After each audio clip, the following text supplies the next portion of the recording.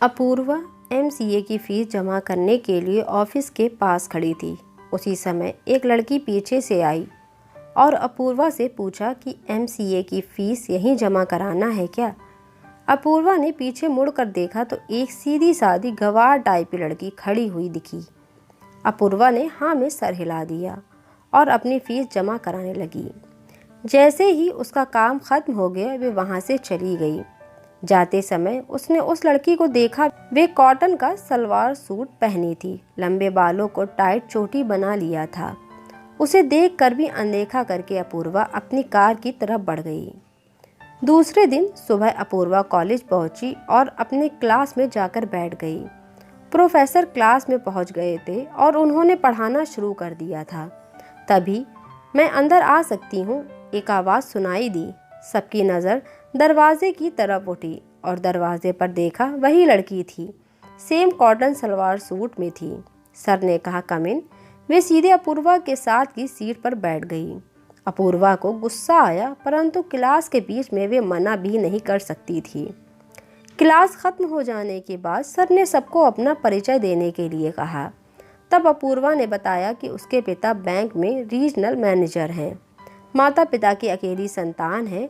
Sir ने उस लड़की से भी पूछा तो उसने बताया कि उसका नाम मैथिली है और वे एक किसान की बेटी है, गांव से आई है।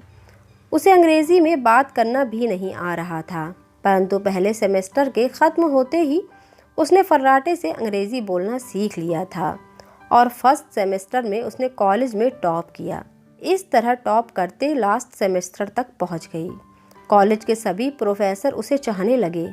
अपूर्वा ने बहुत कोशिश की थी कि उसे मैथिली से अधिक नंबर मिले, परंतु फाइनल रिजल्ट में अपूर्वा को मैथिली से 2 नंबर कम मिले। इस तरह मैथिली कॉलेज की टॉपर बन गई। दोनों को ही कैंपस सिलेक्शन में बड़ी कंपनियों में नौकरी मिली। उसके बाद दोनों अपने अपने घर चले गए थे। उसके बाद दोनों की कभी मुलाकात नहीं हुई थी।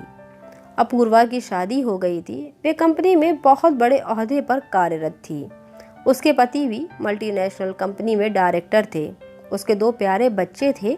वे अपना समय बच्चों को नहीं दे पाते थे क्योंकि हमेशा से वे दोनों टूर्स पर जाते थे। इसलिए अपने बच्चों को उन्होंने बहुत बड़े स्कूल के हॉस्टल में रख दिया था। बच्चे भी खुश थे, उन्हें छुट्टियों में घर आना अच्छा लगता था। इधर मैथिली की भी शादी हो गई थी। उसके पति की अपनी कंपनी थी जो अच्छे से चल रही थी और मैथिली भी तो नौकरी कर रही थी। मैथिली ने अपने पहले बच्चे के जन्म के बाद अपनी नौकरी छोड़ दी और बच्चे की देखरेख में लग गई थी। मैथिली ने 2 साल बाद एक सुंदर सी लड़की को जन्म दिया था। अब उसके 2 बच्चे हो गए थे। उनकी देखरेख, उनकी पढ़ाई में भी इतनी व्यस्त हो गई थी कि उसे पता ही नहीं चला कि उसने इतने साल कैसे बिताए। बेटी 11वीं में थी और बेटा 9वीं में था। वे अपनी पढ़ाई खुद कर लेते थे। अब मैथिली को थोड़ा समय मिल जाता था, इसलिए उसने अपने आस पड़ोस के बच्चों को ट्यूशन पढ़ाने लगी और एक एनजीओ में भी सोशल वर्क भी करने लगी थी। उसके विचार में पैसों के पीछे नहीं भागना चाहिए। पैसों की जितनी ज़रूरत है उतना है तो बस है। इस तरह वे अपनी ज़िंदगी खुशी खुशी जी रही थी। अपूर्वा को ऑफिस के काम से अमेरिका जाना था। उसके लिए उसे शॉपिंग करनी थी। अपने व्यस्त जीवन से उसने कुछ पल निकाले और मॉल में पहुंच गई थी। देखा वहां बहुत भीड़ जमा थी, लोग किसी से बातें कर रहे थे। अपूर्वा भी देखना चाह रही थी कि आखिर ये हस्ती कौन है जो इतने लोगों के बीच घिरी हुई है। अपूर्वा कोशिश कर रही थी कि किसी तरह वे दिख जाए। तभी उसकी एक झलक उसे देखने को मिली। ओहो, वे सोचने लगी कि मैं शायद इसे जानती हूँ। अपने दिमाग पर जोर डालकर सोचा तो याद आया कि ये हमारे कॉलेज की टॉपर मैथिली है। जब मैथिली सबसे विदा लेकर जा रही थी तो अपूर्वा ने जोर से पुकारा, मैथिली। किसी को अपना नाम पुकारता हुआ सुन मैथिली थोड़ी सी ठिठक कर रुक गई और पीछे मुड़कर देखा। दोनों ने एक दूसरे को आश्चर्यचकित होकर देखा। पहले अपूर्वा ने ही कहा, मैथिली, तुम मैथिली ही हो ना? मैथिली ने भी आश्चर्य से कहा, अपूर्वा। दोनों ने एक दूसरे को पहचानते हुए कहा, बहुत दिनों के बाद मिले हम दोनों, कहाँ रहती हो मैथिली? मैथिली ने कहा, अगर तुम जल्दी में नहीं हो तो हम फूड कोर्ट में बैठकर चाय पीते हुए बातें करेंगे। अपूर्वा को घर जाना तो था, परंतु उसे ये भी जानना था कि आखिर ये कॉलेज की टॉपर के क्या हाल चाल हैं, ये क्या कर रही है। अपनी जिज्ञासा को ना रोक सकने के कारण उसने कहा, हाँ हाँ क्यों नहीं, चलो सालों बाद मिले हैं, बातें करते हैं।